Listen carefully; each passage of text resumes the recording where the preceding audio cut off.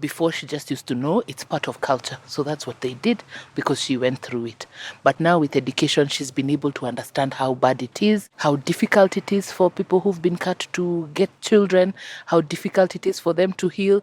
And now she's one of the people who goes house to house to tell people to stop and to end FGM.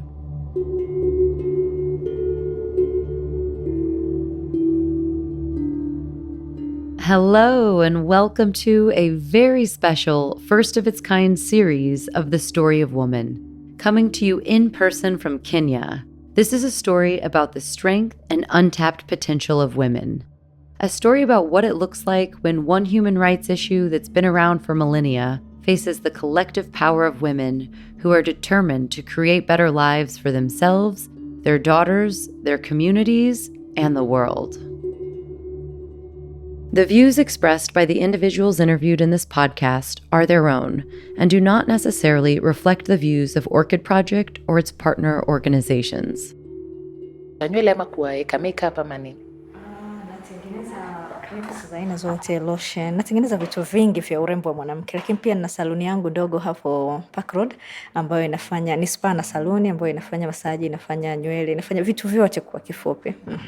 She has a spa and salon, and there is where she meets a lot of the women as she engages with them in the process. A lot of the women talk about the challenges they went through with FGM and the impact it's had on them. And that's when she starts talking to them and asking them, why do they want to expose their children if they underwent such challenges themselves? So that's where her activism started, while hearing the plight of other women coming to her salon, coming to her spa, talking about what they went through, but also talking about how they feel it's important for them to take their children through the same process because of the safety that it gives. So she asks them, what safety is this? This is Faria, the Somali survivor and activist we met in the first episode, who runs a salon as a place of business and advocacy. Safety is the reason women in her community tell her they've taken their daughters through the cut. Especially for those of us on the outside of this practice, that can seem quite confusing. How will a practice with a long list of physical, psychological, and economic implications keep their daughters safe?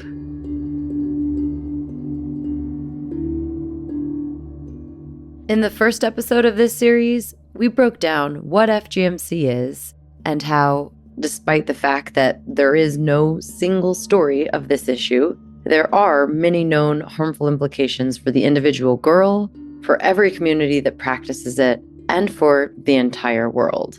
In this episode, we'll explore why, despite all of this, the practice continues. I think that communities want the best for their kids. This is Sean again, the head of research and capacity strengthening at Orchid Project. There's that line in the Sting song, I hope the Russians love their children too, which was kind of from the Cold War era. And I think that's true. I think any community that practices FGM love their kids. And this is the best thing for my kids to secure their future. So we asked, given this context, why do people continue the practice?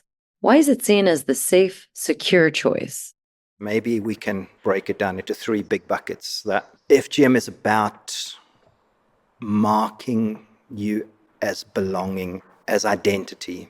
So think about eighth-day circumcision within Judaism of boys.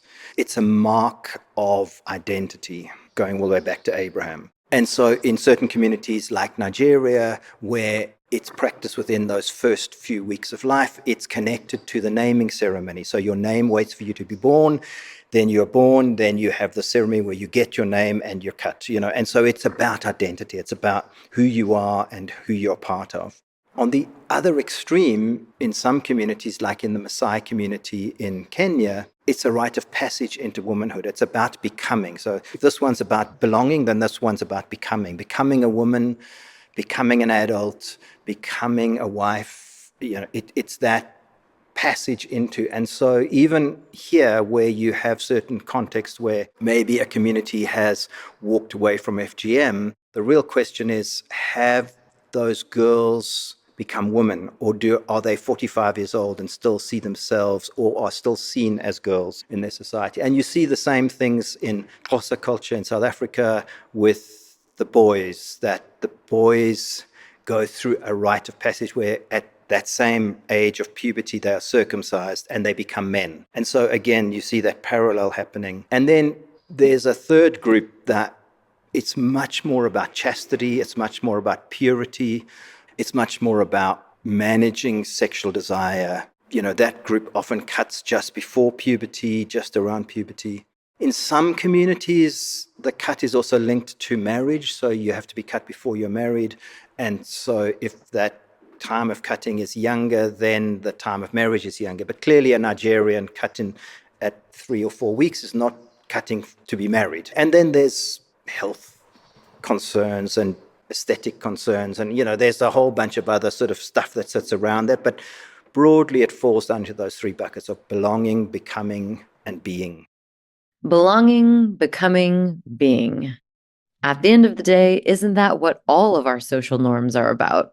Sean putting it this way helped us really start to understand, as did speaking with the survivors and members of the Maasai and Somali communities whose motivations for continuing this practice are not the same. Ndio hiyo ndio itazuia sasa asikuwe na ile hamu. Ni hiyo tu vile tumefahamu. So the only reason why the women are very keen on having their daughters cut is so that they can curtail the sexual urge, because they believe that when girls are not cut, then they will go outside and they will be promiscuous. That was Layla, a 37-year-old Somali survivor and mother of 2 girls. In this Somali community, and it's important to specify that we're just talking about this Somali community and not all, the cut tends to happen a little before puberty and is commonly linked to the being bucket, being pure, being holy, being ready for marriage.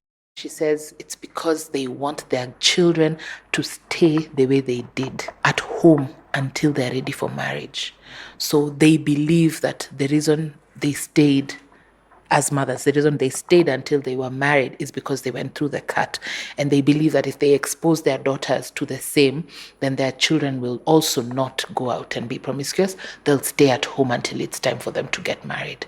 So that's the most important reason why. Which is more important than everything that they went through. Yeah, they said they went through it and they're okay, so their children should also go through it so that they're able to preserve themselves until they get married. And then in this Maasai community, the cut happens at a slightly older age and is more often linked to the becoming bucket, a girl's transition into womanhood.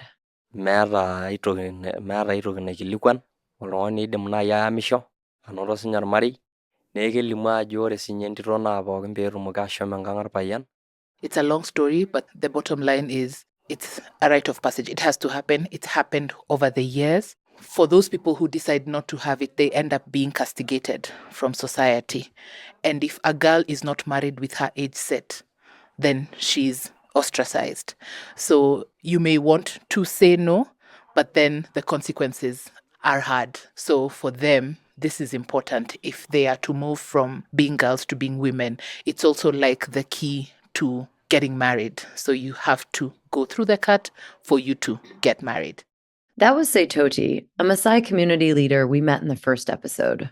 Though the buckets are different, they stem from the same place: concern for the safety and future of their children, and fear that their daughters will be ostracized from the community, which carries not only the possibility of severe economic consequences, but also psychosocial ones. One of our greatest desires as human beings is to belong. And I think anyone listening will understand firsthand how hard it is to go against the traditions and culture of your community. It's a bit like a fish trying to swim the opposite way of a river's current. Culture is a bit like a river.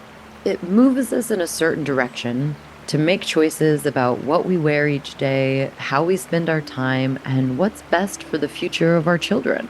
But often, we don't even realize it's what moves us. Cutting is a cultural thing because of culture. Because it's a culture. Because of culture. FGM is our culture. It was not my will, but so it was done to me because of the belief of the culture. Because we were told stigma will come in the village because they neglected those who are not cut. So it was their belief. So it was a must, has to be done. So we were innocent. We didn't know anything. So, for an individual person, when it comes to going against your culture, there is first having the awareness and understanding of those invisible forces at play, the deeply ingrained ways of belonging, becoming, and being within our families and communities. And then there's having the determination and strength to choose a different path, despite the repercussions. Na hakuna kitu anakuuliza na kitu ni yako. Unaona sasa itakuwa ni kazi ya bure. She received a lot of backlash, and even especially from her own parents, that there's no practice, there's no culture like this. Ya ukeketaji. So nilipomwambia alielewa. The community was really against them, and they isolated them and said, don't even talk to that family. That's the family that does not allow their girls to be cut. Cousins zangu, masista zangu wale wanakanga ushago. So she says that she received a lot of backlash from her family, especially, them telling her that she is following other people's culture, she's not following her culture. Even the girls themselves can be ostracized. Ni kwa Kimasai kuna jina wanaita ndoye. Her children went through a bit of backlash even from fellow girls in school. There's this name that they call girls who've not been cut, which she says is called ndoye. Wanaogopa unaona kuelezana mimi sijafanya. So they really received a lot of backlash because of it. Sometimes they segregate those who have gone through and those who haven't. So they just take themselves and go into a corner, those people who've gone through the cut, and discuss. And they don't include those who have not. Men can be ostracized as well. Here's Saitoti again, who decided to lead by example and marry an uncut woman. Netii kweli ntokitin sinja naatung'uaitie layiok naa ketoli apa ajo aitorrok. He says when he made that decision, it was very difficult to tell his parents. And when he did tell his parents said, then, you will die, because there's a specific name that is given to women who are uncut. And if you marry them, then you will die. You will die. To some, your life is basically seen as being over if you step outside of this tradition. That's how strong the current of culture can be. So there's culture, and then there is religion, which is inextricably linked to culture. Here's Sean to explain. Culture and religion are not two things. They really are one thing. If you're Jewish, you're Jewish. If you're Catholic, you're Catholic. And that talks to not only, if you're Kenyan, there's a whole package of Christianity that sort of wraps around Kenyan. If you're Somali, there's a Muslim culture that wraps around that. Your cultural heritage and your religious heritage are very interwoven. And so what is acceptable in your culture is often what's acceptable in your religion, or your religion has packaged up what's acceptable. Those things are interplaying all the time. So how do we see this play out within the Maasai and Somali communities? Within the Maasai community, the practice is driven more by this sort of cultural norm and a cultural expectation of this is what we do as Maasai. This is what it means to be a Maasai woman. In the Somali community, it is more driven by this is what our faith calls us to do, and this is what we do because we are faithful to the faith as Somalis. Because other people who are faithful to the faith don't do this, but equally other people who are faithful to their culture don't do this. So, it's very nuanced inside those communities. But no matter which bucket a community falls in, what we are talking about is not the ending of an act, of a practice. What we're talking about is the shifting of a social norm that is, this is who we are, and this is how we do it, and this is how we've always done it, and this is what makes us us. If you'll remember in the first episode, Sean gave us an example of a caricature that those of us living outside of these communities often create around FGMC. He said we create this caricature that it's a religious requirement and that the girl is probably wearing a hijab. This is another common misconception we'd like to address. As a reminder, FGMC spans across all religions. And this is not a religious requirement like it's so often thought to be. We spoke with Osman, a Sikh from the Somali community who's a religious leader, teacher, and spokesperson. This is what he shared. Hakuna. Hiyo hakuna. Mtume sallallahu alaihi wasallam amesema wavulana wakatwe, lakini wasichana wawachwe hivyo hivyo. FGM has no place in the community, and it has no place in the Quran. The Quran allows for boys to get circumcised, but not girls. There is no place where it has been written, the Prophet has indicated that girls must be cut. It is not in the Muslim religion, and it's something that happens especially among the Somali community, but it's not something that's in the Muslim religion. Noticing that FGMC happened in his community, but not in other Muslim communities, was one of the ways Osman came to understand the difference and began to speak out publicly about this distinction. Nimesoma Mombasa, nikameona wote hawakatwi, Wabajuni hawakatwi, Waarabu hakuna. He's from the Somali community. So he says growing up, he saw a lot of this happening in his community. But when he traveled to other places, because he went to school in the coast, he saw people in Mombasa, their girls are not being cut. Of all the Muslims, it's just their community where girls are cut. So that's when he started questioning, why is it that our girls are the only ones being cut? After noticing this and seeing firsthand differences in the lives of the girls and women themselves, Osman began speaking out publicly and has been at it for 10 years now. His message is clear.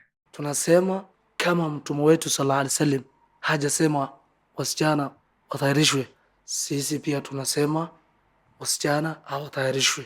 He continues to tell people from the Somali community that a cultural requirement does not mean it's a religious requirement. Those are two different things. And if they are following the words of their prophet clearly indicates that FGM should not happen to girls. While many religious leaders like Osman do speak out against FGMC, not all do.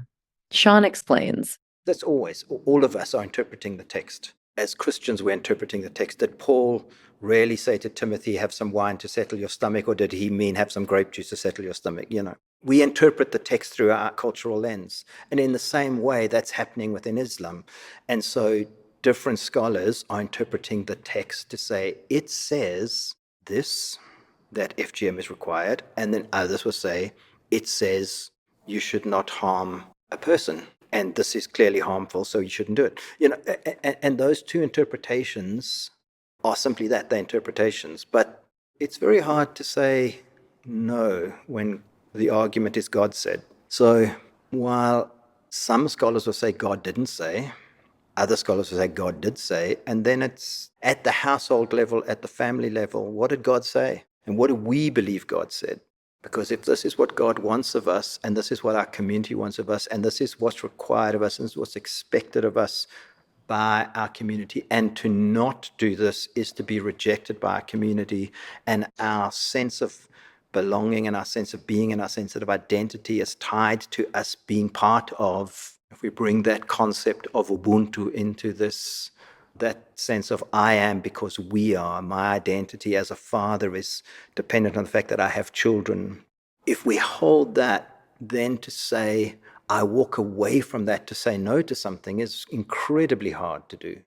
So the underlying culture is a big part of what drives the Maasai and Somali communities, and the human need to belong, become, and be within those cultures. In this context, we can begin to understand just how difficult it would be to decide not to continue the practice, to be that fish that swims upstream, especially when upstream appears to be an unsafe and insecure future for your child. But what about those who join in and help carry out the practice? Those who add momentum to the current and help ensure its flow? We spoke with Pauline, a woman who used to be a cutter in the Maasai community. Despite the many differences between the Maasai and Somali communities we visited, one similarity was the type of person that tends to do the cutting, and that's the women from the community themselves. Sikuwa na mali, nilikuwa chini, kuna kazi nafanya nipate na nilizaa watoto. She has 12 children, and she was a cutter, mostly because she didn't have any other thing to do, and she needed income generation to take care of her 12 children. So that's why she was a cutter. As we heard Sean say in the beginning, people who practice FGMC love their kids. Pauline and others like her are no exception. She has 5 girls, and 3 of them have been cut before she knew about the hazards. So the first girl, when she was cut, another lady is the one who came and cut her girl. And she was not happy because, in her opinion, it was not done well. She cut too much and her daughter really bled. So she told the husband, I'm going to cut the other girls. I don't like the way the other lady did it. So when she cut her girls, she cut them just a small piece and they didn't bleed, the 2 girls. So word spread in the village that she is doing a good job, she's not cutting too much, and girls are not bleeding. So more people started coming to her and telling her, please do the same way you did for your daughter. And that's how she became a cutter. To, in her eyes, protect her daughters, as well as to feed her 12 children. And of course, she herself had been through the cut as a young girl, same as all the other women in her family and community. But thanks to the CoVow team, Pauline not only started swimming against the stream, but she's doing everything she can to help others turn around as well. Before, she just used to know it's part of culture. So that's what they did because she went through it. But now with education, she's been able to understand how bad it is, how difficult it is for people who've been cut to get children, how difficult it is for them to heal. And now she's one of the people who goes house to house to tell people and to tell people to stop and to end FGM.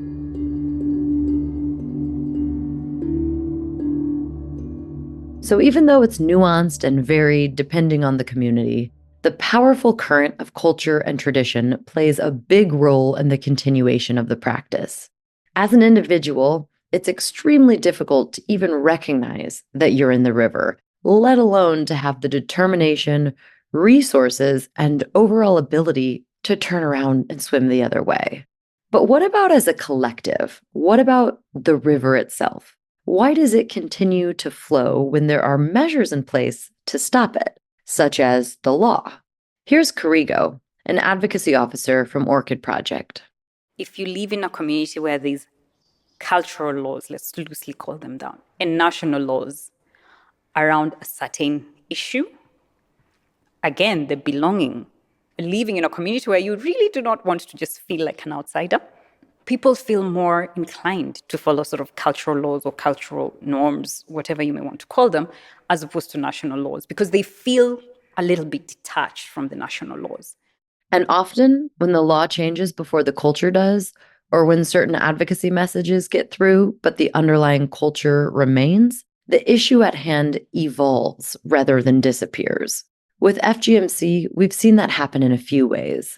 So what we tend to see happen is that where a community has not bought into the social norm of change in terms of completely eliminating the practice, you'll find that what happens is that communities start finding alternatives to continue the practice, and one of those is medicalization. Medicalization of FGMC is when it's performed by any type of healthcare provider in a public or private clinic, at home, or elsewhere. So campaigns started off in the 80s saying FGM is negative, it has negative medical consequences, and therefore people started shifting to medicalization. And the idea was we're saying it has negative, harmful health consequences, so that everyone's like, oh, my health, because that's a really important, aspect for everyone's life. So everyone's like, oh no, we don't want to do that. But we still want to keep this aspect that defines me as a Maasai, that defines me as a Somali. I still want to keep that. It's important. It's frowned upon if I don't do it. So how do we do this? Oh, medicalization. So now we have medics performing it in not even necessarily health centers, because I guess you carry your skills as a medic wherever you are, but it's supposed to reduce harm.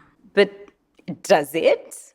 Despite the fact that FGMC carried out in this way carries the same physical and psychological risks, according to Orchid Project's research, about 17% of women aged 15 to 49 and 16% of girls aged 10 to 14 report having been cut by a healthcare professional in Kenya. That places Kenya in the top 5 countries for cases of medicalized FGMC. Similarly, in some communities, the data has shown a shift in the type of FGMC that's carried out, with some communities changing their practices to cut less skin, for example, believing that this will help reduce the negative health consequences while maintaining the tradition. Another way we see the implications of what happens when there are legal changes, but not cultural ones, is by the increased number of people we see crossing the borders to carry out the practice. So when it comes to cross-border FGM, where communities take their girls across borders in countries where they share borders, for example, Kenya, Tanzania, Kenya, Uganda, Kenya, Ethiopia, and Kenya, Somalia, the girls will be taken over to either side of the border where it is felt that the implementation and enforcement of the law is not as stringent as in their own country. And this doesn't just happen between these countries surrounding Kenya, but all over the world. Here's Sean. Diaspora cutting is an interesting one. The data would suggest that most of the women living with FGM in the diaspora were cut before they migrated, 80%. But there are some women and girls living in the diaspora who were cut after they migrated. There are those who look at that way that girls are in the UK and say, well, not my girl. So there's part of that in terms of the purity narrative. There's also those that say, she will never be a woman unless this happens. And I really wanted to be a woman. Or she would never be able to be married unless this happened. Or if my mother, my aunt, my sister knew that, oh, we'd be in so much trouble. So there's all of that pressure. So the social norm doesn't end when you leave. It's just a bit more distant. So when laws change before the culture does, there are a multitude of ways the issue can transform.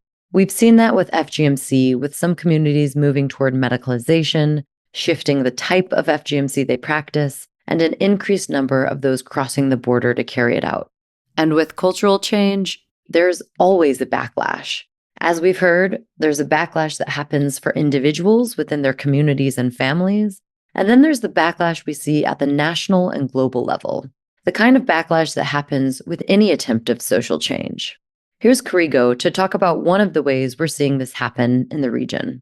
I think the most poignant for me is the attempted repeal of the Women's Act 2015 in the Gambia that criminalizes FGM. If that law was repealed, then it would mean that FGM would be legal in the Gambia. And luckily, as of July 2024, that bill was upheld, and it means that FGM is still illegal in the Gambia.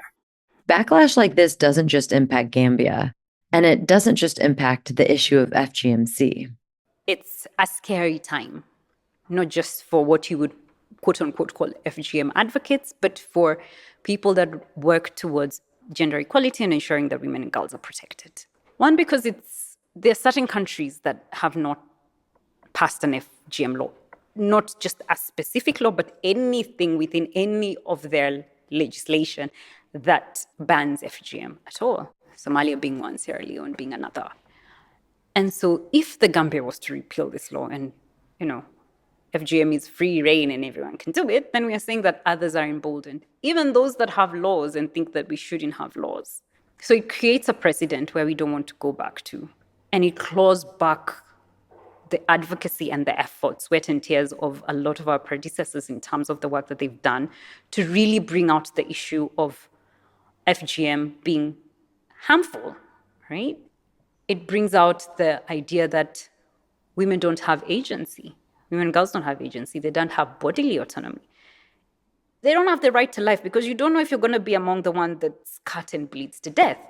This is exactly what they are saying by repealing that law, from where I see it.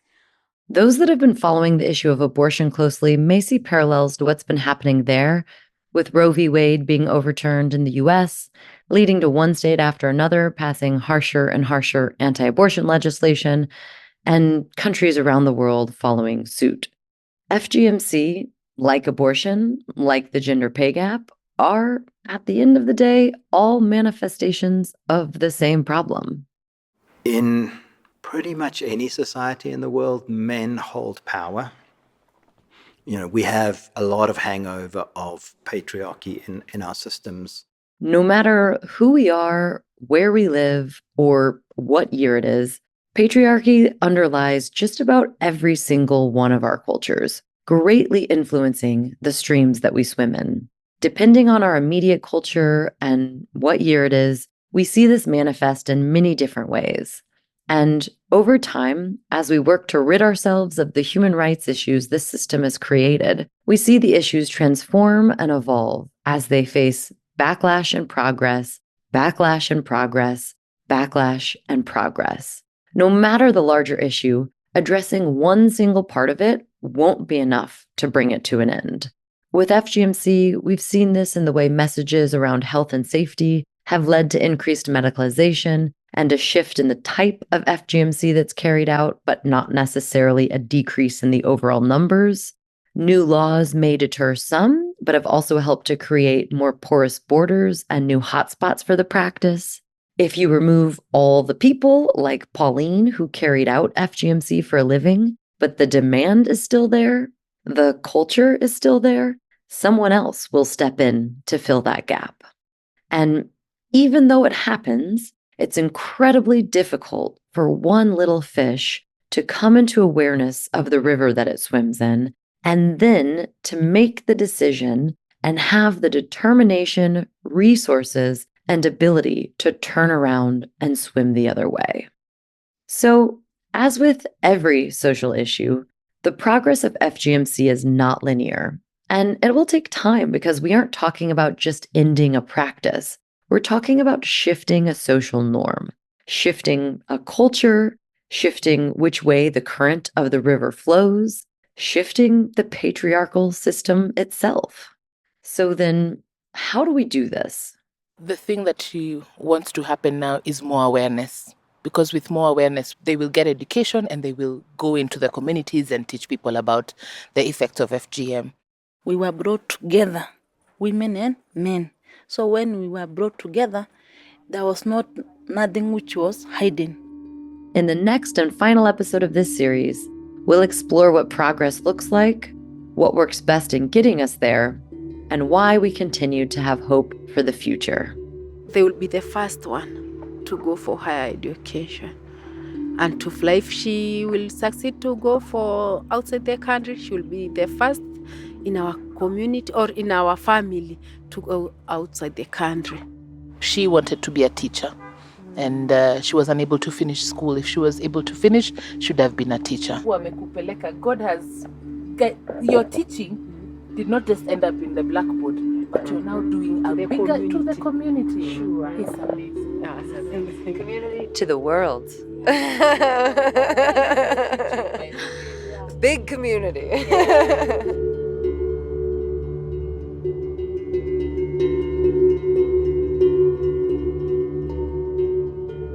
Thanks for listening. To see behind-the-scene pictures from this project, including pictures of the survivors and the changemakers you heard in this episode, and Evelyn and I out in the field speaking with them, be sure to follow The Story of Woman on Instagram and your other social feeds. All the links can be found in the show notes or at thestoryofwomanpodcast.com. This 3-part series was made possible with support from Orchid Project and from their partners on the ground, COVOW and the Brighter Society Initiative. To learn more about their work and get involved, visit orchidproject.org. A huge thanks to everyone that participated in this series by telling their story. Without you, not only would this story not be possible, but neither would the movement. This series was hosted by me, Anna Stoecklein, founder and producer of The Story of Woman. My invaluable in-the-field producer and translator was Evelyn Wambui. This series was edited by Maddie Cyril, with communication support by Joe Cummings. And last, but certainly not least, a big thanks to all of you for being here. By being here and hearing these stories, you're not only helping to shift this story of FGMC, but you're also helping to shift the wider story of mankind to a much more up-to-date story of humankind. See you back here soon.